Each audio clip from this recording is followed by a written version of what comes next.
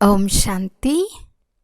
ఈరోజు Murali date 29 August 2025. బాబా చెప్తున్నారు, మధురమైన పిల్లలు, మీ రక్షణ కొరకు వికారాలనే మాయరూపి పంచాదెబ్బ నుండి సదా సురక్షితంగా ఉండాలి. దేహాభిమానంలోకి ఎప్పుడూ రాకూడదు. ఈరోజు ప్రశ్న: పుణ్యాత్ములుగా అయ్యేందుకు పిల్లలందరికీ తండ్రి ఏ ముఖ్యమైన శిక్షణను ఇస్తారు? జవాబు: బాబా చెప్తున్నారు, పిల్లలు పుణ్యాత్ములుగా అవ్వాలి అంటే సదా శ్రీమతంను అనుసరిస్తూ ఉండండి. స్మృతి యాత్రలో పొరపాట్లు చేయకండి. ఆత్మాభిమానులుగా అయ్యేందుకు పురుషార్థం పూర్తిగా చేసి కామ మహాశత్రువుపై విజయం పొందండి. పుణ్యాత్ములుగా అయి ఈ దుఃఖధామాన్ని దాటుకుని సుఖధామంలోకి వెళ్లేందుకు సమయం ఇదే అని గుర్తుంచుకోండి. ఓం శాంతి. తండ్రే ప్రతిరోజు పిల్లలను అడుగుతారు, శివబాబాను పిల్లలు గలవాడు అని అనరు. ఆత్మలైతే అనాదిగా ఉండనే ఉన్నాయి. తండ్రి కూడా అనాదిగా ఉన్నారు. ఈ సమయంలో తండ్రి మరియు దాదా అంటే బ్రహ్మబాబా ఇరువురు ఉన్నారు. పిల్లలను ఇప్పుడే సంభాలన చేయవలసి వస్తుంది. ఎంతమంది పిల్లలున్నారు? వారిని సంభాలన చేయాల్సి ఉంటుంది. ఒక్కొక్కరి లెక్కాచారం పెట్టాల్సి ఉంటుంది. ఎలా? లౌకిక తండ్రికి కూడా చింత ఉంటుంది కదా, మా పిల్లవాడు కూడా బ్రాహ్మణ కులంలో వచ్చేస్తే బాగుంటుంది అని భావిస్తారు. మా పిల్లలు కూడా పవిత్రంగా అయి పవిత్ర ప్రపంచంలోకి రావాలి. పొరపాటును కూడా ఈ పాత మాయా అనే కాలువలో కొట్టుకొని పోరాదు. బేహద్దు తండ్రికి పిల్లల చింత ఎంతగా ఉంటుంది? ఎన్ని సేవా కేంద్రాలున్నాయి? ఏ పిల్లలను ఎక్కడకు పంపిస్తే సురక్షితంగా ఉండగలరు? ఈ రోజుల్లో సురక్షితంగా ఉండటం కూడా కష్టమే. ప్రపంచంలో ఏ రక్షణ లేదు. స్వర్గంలో ప్రతి ఒక్కరికి రక్షణ ఉంటుంది. ఇక్కడ ఎవరికీ రక్షణ లేదు. ఎక్కడో అక్కడ వికారాలనే మాయరూపి పంచాలో చిక్కుకుంటారు. ఇప్పుడు ఆత్మలైన మీకు ఇక్కడ చదువు లభిస్తున్నది. సత్సంగం కూడా ఇక్కడే ఉంది. ఇక్కడి నుండే దుఃఖధామాన్ని దాటుకుని సుఖధామంలోకి వెళ్ళాలి. ఎందుకంటే ఇప్పుడు పిల్లలకు దుఃఖధామం అంటే ఏమిటో, సుఖధామం అంటే ఏమిటో తెలిసింది. తప్పకుండా ఇప్పుడు ఇది దుఃఖధామం. మేము చాలా పాపాలు చేశామని అక్కడ పుణ్యాత్ములే ఉంటారని అర్థం చేసుకున్నారు. ఇప్పుడు మనం పుణ్యాత్ములుగా అవ్వాలి. ఇప్పుడు మీరు ప్రతి ఒక్కరూ మీ 84 జన్మల చరిత్ర భూగోళాలు తెలుసుకున్నారు. ప్రపంచంలో ఎవరికీ 84 జన్మల చరిత్ర భూగోళాలు తెలియవు. ఇప్పుడు తండ్రి వచ్చి పూర్తి జీవన కథనంతా అర్థం చేయించారు. ఇప్పుడు మనం స్మృతి యాత్ర ద్వారా పూర్తి పుణ్యాత్ములుగా అవ్వాలని అర్థం చేసుకున్నారు. ఇందులో పొరపాట్లు చేయటం వలన చాలా మోసపోతారు. ఈ సమయంలో పొరపాట్లు చేయటం మంచిది కాదు. శ్రీమతంను అనుసరించాలి. అందులోనూ ముఖ్యమైనవి: 1. స్మృతి యాత్రలో ఉండాలి. 2. కామ మహాశత్రువుపై విజయంను పొందాలి. ఆత్మలకు తండ్రి నుండి శాంతి సుఖాల వారసత్వం లభిస్తుంది కనుక అందరూ వారినే పిలుస్తారు. ఇంతకుముందు దేహాభిమానంలో ఉండేవారు కనుక ఏమీ అర్థమయ్యేది కాదు. ఇప్పుడు తండ్రి పిల్లలను ఆత్మాభిమానులుగా చేస్తున్నారు. కొత్త వారికి మొట్టమొదట హద్దులోని తండ్రి పరిచయాన్ని మరియు అనంతమైన తండ్రి పరిచయాన్ని ఇవ్వాలి. అనంతమైన తండ్రి ద్వారా స్వర్గ భాగ్యం తయారవుతుంది. హద్దులోని తండ్రి ద్వారా దురదృష్టమైన నరకం ప్రాప్తిస్తుంది. పిల్లలు యుక్త వయస్కులుగా అయినప్పుడు వారసత్వానికి హక్కుదారులుగా అవుతారు. తెలివి వస్తూ వస్తూ నిదానంగా మాయకు అధీనమైపోతారు. అవన్నీ రావణ రాజ్యపు ఆచార సాంప్రదాయాలు. ఇప్పుడు ఈ ప్రపంచం మారుతోందని పిల్లలైన మీకు తెలుసు. ఈ పాత ప్రపంచం వినాశనం అవుతూ ఉంది. ఒక్క గీతలో మాత్రమే వినాశనం గురించిన వర్ణన ఉంది.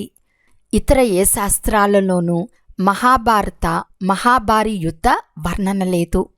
ఇది గీత బోధించిన పురుషోత్తమ సంగం యుగము. గీతాయుగము అనగా ఆది సనాతన దేవీ దేవతా ధర్మస్థాపన జరిగే యుగము. గీతయే దేవీ దేవతా ధర్మ శాస్త్రము. కనుక ఇది నూతన ప్రపంచ స్థాపన జరుగుతున్న గీతాయుగము. మనుషులు కూడా పరివర్తన అవ్వాలి. మనుషుల నుండి దేవతలుగా అవ్వాలి. నూతన ప్రపంచంలో తప్పకుండా దైవీ గుణాలు కలిగిన మనుషులు కావాలి కదా. ఈ విషయాలు ప్రపంచానికి తెలియవు.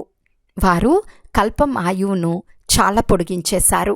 ఇప్పుడు పిల్లలైన మీకు తండ్రి అర్థం చేయిస్తున్నారు. తప్పకుండా బాబా మమ్మల్ని చదివిస్తున్నారని మీకు తెలుసు. కృష్ణుణ్ణి తండ్రి, టీచర్ మరియు గురువు అని అనరు. కృష్ణుడు టీచర్ అయితే అతడు ఎక్కడి నుండి నేర్చుకున్నాడు? అతన్ని జ్ఞానసాగరుడు అని అనరు. ఇప్పుడు పిల్లలైన మీరు పెద్దవారికి అర్థం చేయించాలి. సర్వీస్ను ఎలా వృద్ధి చేయాలో పరస్పరం కలిసి చర్చించుకోవాలి. విహంగ మార్గపు సర్వీసు ఎలా చేయాలి? బ్రహ్మకుమారీల గురించి ఎంతో హంగామా చేస్తారు. కానీ వీరు సత్యమైన వారని తర్వాత గ్రహిస్తారు. ఇక మిగిలిన ప్రపంచమంతా అసత్యమే. అందుకే సత్యమైన నావను కదిలిస్తూ ఉంటారు. తుఫాన్లేమో వస్తాయి కదా. మీ నావ తీరానికి తప్పకుండా చేరుతుంది. మనము ఈ మాయవీ ప్రపంచం నుండి దూరంగా వెళ్ళాలని మీకు తెలుసు. మొట్టమొదటి నెంబర్ తుఫాను దేహాభిమానం. అది అన్నిటికంటే చెడ్డది. మొట్టమొదట నెంబర్ తుఫాను దేహాభిమానము. అది అన్నిటికంటే చెడ్డది. ఇదే అందర్నీ పతితంగా చేసింది. అందుకే తండ్రి కామం మహాశత్రువు అని చెప్తారు. ఇది చాలా తీవ్రమైన తుఫాన్ వంటిది. కొందరు దీనిపై విషయంను కూడా పొందారు. గృహస్థ వ్యవహారంలో ఉన్నవారు తమను తాము కాపాడుకునేందుకు ప్రయత్నిస్తారు. కుమార కుమారీలకైతే చాలా సహజం. అందుకే అతని పేరు కన్నయ్య అని కూడా మహిమ చేయబడింది. ఇంతమంది కన్యలు తప్పకుండా శివబాబాకే అయి ఉంటారు. దేహదారి కృష్ణునికి ఇంతమంది కన్యలు ఉండేందుకు సాధ్యం లేదు. మీరిప్పుడు ఈ చదువు ద్వారా పట్టపు రాణులుగా అవుతున్నారు. ఇందులో ముఖ్యంగా పవిత్రత కూడా కావాలి. నా స్మృతి యాత్ర చాట్ సరిగ్గా ఉంది అని మిమ్మల్ని మీరు పరిశీలించుకోవాలి. బాబా వద్ద కొందరికి 5 గంటలు, కొందరికి 2-3 గంటలు చాట్ కూడా వస్తుంది. కొందరు చాటు రాయనే రాయరు. చాలా తక్కువగా స్మృతి చేస్తారు. అందరి యాత్ర ఏకరసంగా ఉండేందుకు సాధ్యం లేదు. ఇంకా చాలామంది పిల్లలు వస్తారు. ప్రతి ఒక్కరూ తమ చాట్ను నేను ఎంతవరకు పదవిని పొందుకోగలిగాను, ఎంతవరకు సంతోషంగా ఉన్నాను అని చూసుకోవాలి. శ్రేష్టాతి శ్రేష్టమైన తండ్రి వారిగా అయ్యాము, అయినా మాకు సదా సంతోషం ఎందుకు లేదు? డ్రామానుసారంగా మీరు చాలా భక్తి చేశారు. భక్తులకు ఫలం ఇచ్చేందుకే తండ్రి వచ్చారు. రావణ రాజ్యంలో వికర్మలు జరుగుతూనే ఉంటాయి. సతోప్రధాన ప్రపంచంలోకి వెళ్లేందుకు మీరు పురుషార్థం చేస్తారు. అందరూ ఇంత జ్ఞానాన్ని తీసుకోలేరు. సందేశాన్ని తప్పకుండా వింటారు. తర్వాత ఎక్కడికైనా వెళ్తారు. అందుకే మూలలకు వెళ్ళాలి. విదేశాలకు కూడా ఈ సంస్థ వెళ్ళాలి. ఇక్కడ బౌద్ధులు, క్రైస్తవుల సంస్థలు ఉన్నాయి కదా. ఇతర ధర్మాల వారిని తమ ధర్మంలోకి తీసుకునేందుకు ప్రచారం నడుస్తోంది. మనము వాస్తవానికి దేవీ దేవతా ధర్మానికి చెందిన వారమని మీకు అర్థమైంది. ఇప్పుడు హిందూ ధర్మస్థులుగా అయిపోయాము. మీ వద్దకు చాలా వరకు హిందూ ధర్మం వారు వస్తారు. అందులోనూ ఎవరైతే శివుణ్ణి పూజారులుగా, దేవతల పూజారులుగా ఉన్నారో వారు వస్తారు. బాబా చెప్తారు కదా, రాజుల సేవ చేయండి.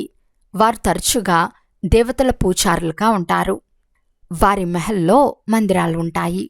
వారి కళ్యాణం కూడా చేయాలి. మేము తండ్రి చేతలో దూరదేశం నుండి వచ్చామని అర్థం చేసుకోండి. తండ్రి నూతన ప్రపంచాన్ని స్థాపించేందుకే వచ్చారు. మీరు కూడా చేస్తున్నారు. ఎవరు స్థాపన చేస్తారో వారే పాలన కూడా చేస్తారు. మీకు ఆంతరికంలో మేము శివబాబా చెతలో దైవీ రాజ్యాన్ని స్థాపించేందుకు పూర్తి విశ్వాన్ని స్వర్గంగా చేటుకు వచ్చామని నష ఉండాలి. ఈ దేశంలో ఏమేం చేస్తూ ఉంటారని ఆశ్చర్యం కలుగుతుంది. ఇన్ని పూజలు ఎలా చేస్తున్నారు? నవరాత్రిలో దేవతల పూజలు జరుగుతాయి కదా. రాత్రి ఉంటే పగలు కూడా ఉంటుంది. మీ ఒక పాట కూడా ఉంది. ఏ వింత చూశామంటే మట్టి బొమ్మను తయారు చేసి అలంకరించి పూజిస్తారు. దానిపై ఎంత మనసు పోతుంది అంటే నీళ్ళల్లో కలిపేందుకు వెళ్ళినప్పుడు ఏడుస్తారు. మనుషులు మరణించినప్పుడు పాడెను కూడా తీసుకెళ్తారు. హరి అని చెప్పు, హరి అని చెప్పు అంటూ ముంచేస్తారు. చాలామంది వెళ్తారు కదా. నదులేమో సదా ఉంటాయి.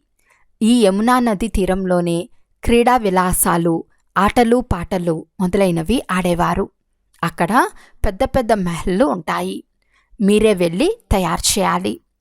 ఎవరైనా పెద్ద పరీక్ష పాస్ అయినప్పుడు పాస్ అయిన తర్వాత ఈ పని చేస్తాను, ఇల్లు కడతాను అని అనుకుంటారు కదా.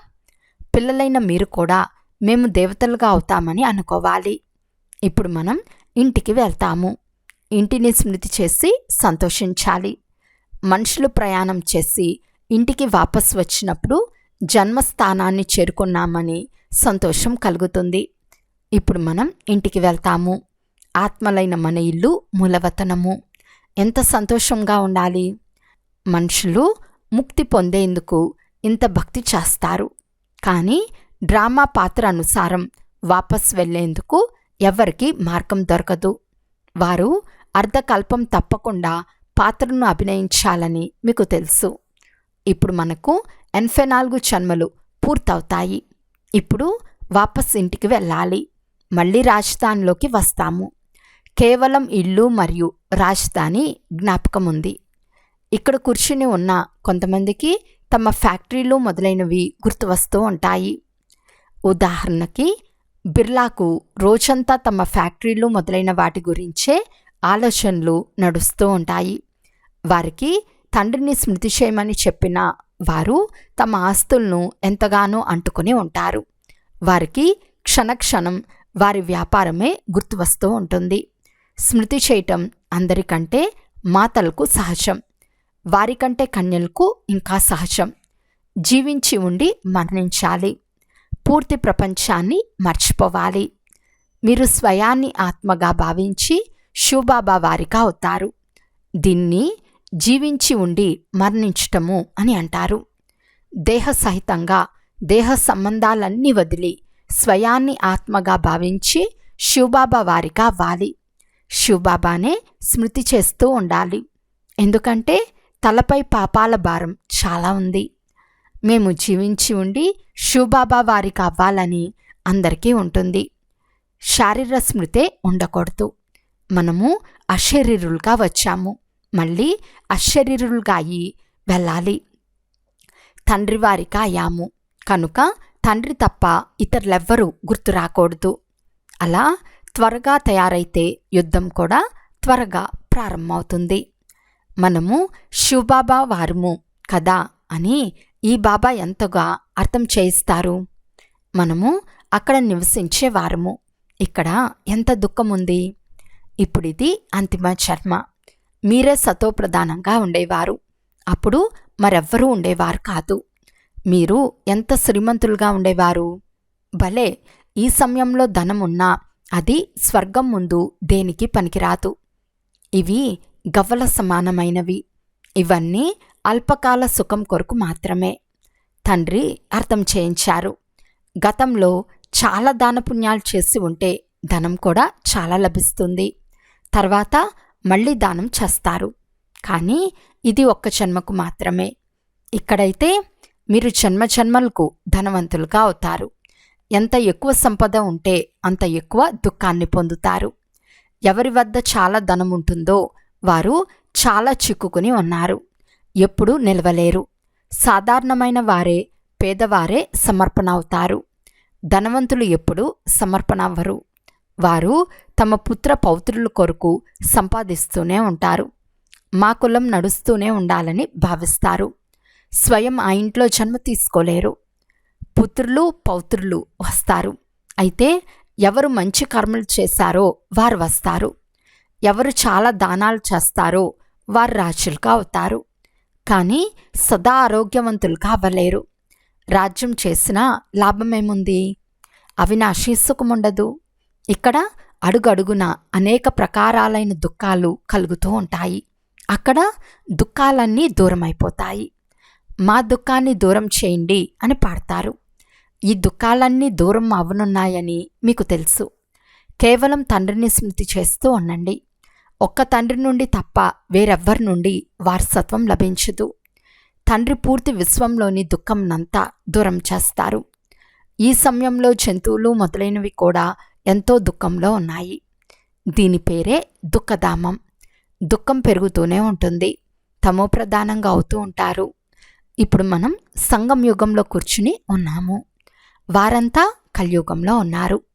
ఇది పురుషోత్తమ సంగం యుగం. బాబా మనల్ని పురుషోత్తములుగా తయారు చేస్తున్నారు. ఇది స్మృతి ఉన్న సంతోషం ఉంటుంది. భగవంతుడు చదివిస్తున్నారు. విశ్వాధికారిగా తయారు చేస్తున్నారు. ఇది భలే స్మృతిలో ఉంచుకోండి. వారి పిల్లలు చదువు ద్వారా భగవాన్ భగవతిగా అవ్వాలి కదా.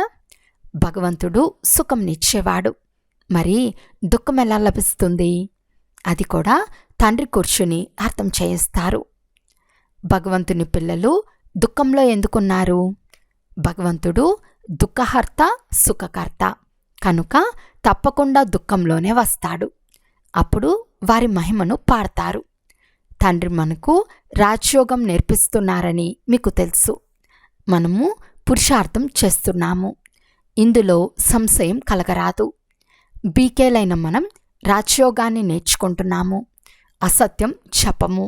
ఎవరికైనా సంశయం వస్తే ఇది చదువు వినాశనం ఎదురుగా నిల్చుని ఉంది అని చెప్పాలి. మనము సంగం యుగ బ్రాహ్మణులము, సికాయినాము. ప్రజాపిత బ్రహ్మ ఉన్నారు అంటే బ్రాహ్మణులు కూడా ఉండాలి కదా. మీకు కూడా తండ్రి అర్థం చేయించినందుకునే నిశ్చయం కలిగింది. ఇక ముఖ్యమైనది స్మృతి యాత్ర. ఇందులో విఘ్నాలు కలుగుతాయి. మీ చాట్ను చూసుకుంటూ ఉండండి. ఎంతవరకు నేను బాబాను స్మృతి చేస్తున్నాను, ఎంతవరకు ఖుషీ పాదరస మట్టం పెరుగుతూ ఉంది. మాకు తోట యజమాని పతిత పావనుని సహయోగం లభిస్తుందనే ఆంతరిక ఖుషి ఉండాలి. మేము బ్రహ్మ బాబా ద్వారా శివబాబా చేతిలో చేతిని కలుపుతాము అని సంతోషం ఉండాలి. అచ్చా, మధురాతి మధురమైన అపురూపమైన పిల్లలకు మాతాపిత బాప్దాదాల ప్రియ స్మృతులు మరియు గుడ్ మార్నింగ్. ఆత్మిక పిల్లలకు ఆత్మిక తండ్రి నమస్తే. ఆత్మిక తండ్రికి ఆత్మిక పిల్లల యొక్క ప్రియ స్మృతులు మరియు నమస్తే నమస్తే నమస్తే. ధారణ కొరకు ముఖ్య సారము. ఫస్ట్ పాయింట్, మన ఇంటిని రాజధానిని స్మృతి చేసి అపారమైన సంతోషంలో ఉండాలి. ఇప్పుడు మా ప్రయాణం పూర్తి అయింది. మేము మా ఇంటికి వెళ్తాము, మళ్ళీ రాజధానిలోకి వస్తామని సదా గుర్తుండాలి. సెకండ్ పాయింట్, మేము బ్రహ్మ ద్వారా శివబాబా చేతిలో చెయ్యి వేసి కలుస్తాము. ఆ తోట యజమాని మమ్మల్ని పతితుల నుండి పావనంగా చేస్తున్నారు. మేము ఈ చదువు ద్వారా స్వర్గంలో పట్టపురాణులుగా అవుతాము. ఈ ఆంతరిక ఖుషీలో ఉండాలి. ఈరోజు వరదానము. 3 ప్రకారాలైన విజయం యొక్క మోడల్ను ప్రాప్తి చేసుకునే సదా విజయీ భవ. విజయమాలలో నెంబర్ను ప్రాప్తి చేసుకునేందుకు మొదట స్వయంపై విజయం, తర్వాత అందరిపై విజయం, ఆ తర్వాత ప్రకృతిపై విజయులు కావండి. ఎప్పుడైతే ఈ 3 ప్రకారాల విజయం యొక్క మోడల్ ప్రాప్తి అవుతుందో అప్పుడు విజయమాల యొక్క మణిగా అవ్వగలరు. స్వయంపై విజయులుగా అవ్వటం అనగా మీ వ్యర్థ భావంను, స్వభావంను శ్రేష్ఠ భావం, శుభభావన ద్వారా పరివర్తన చేసుకోవటం. ఎవరైతే ఇలా స్వయంపై విజయులుగా అవుతారో వారే ఇతరులపై కూడా విజయాన్ని ప్రాప్తి చేసుకుంటారు. ప్రకృతిపై విజయం ప్రాప్తి చేసుకోవటము అంటే వాయుమండలము, వైబ్రేషన్లు మరియు స్థూల ప్రకృతి యొక్క సమస్యలపై విజయులు కావటం. స్లోగన్: సొంత కర్మేంద్రియాలపై సంపూర్ణ రాజ్యం చేసేవారే సత్యమైన రాజయోగులు. అవ్యక్త సూచన: సహజ యోగులుగా అవ్వాలి అంటే పరమాత్మ ప్రేమ యొక్క అనుభూలుగా అవ్వండి. పిల్లలైన మీకు జ్ఞానంతో పాటు సత్యమైన ఆత్మీక ప్రేమ లభించింది. ఆ ఆత్మీక ప్రేమయే ప్రభువుకు చెందిన వారిగా చేసింది. ప్రతి పుత్రునికి డబుల్ ప్రేమ లభిస్తుంది.